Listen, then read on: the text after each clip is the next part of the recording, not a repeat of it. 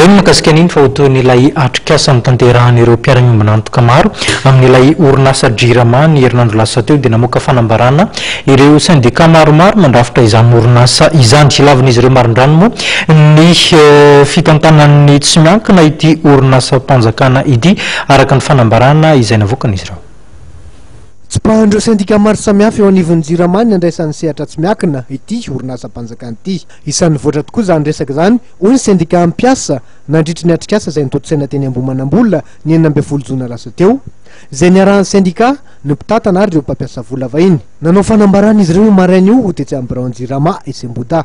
Ho tombotsoa ambony firenena dia atsekenay ny sosokevitry ny ministra ny anaovana société commerciale ny orinasa Jirama no reto antony ireto.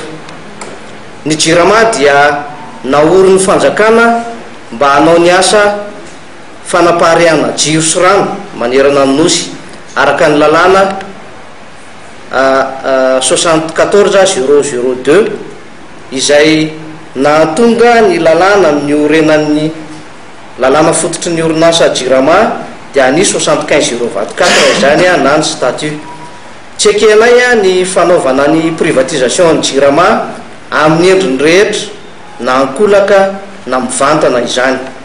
Efa natao ny fanalalana siam-pamokarana ny jiro eto Madagasikara araka ny lalàna 98 032 ka tokony andrarà any amin'ny faritra tsy mbola misy jiro sy rano ny mpamatsy vola sy ireo mpandrarà satria mbola tena malalaka ny sehatra rehetra amin'izany. Mitaky ny fanjakana mba hampiatra sy hanaja ny lalàna velona rehetra mikasika ny fitantarana ny orinasa Jirama izahay. Nilaza trano ireo syndika ampiasa eo anivon'ny Jirama fa misy tsy mazava ny fanapahan-kevitry ny ministeran'ny Angovo ka mbola miandry fampidiniana izy ireo. Nilaza ny roso amin'ny Congrès national ihany koa ny syndika andiniana ny toe-draharaha.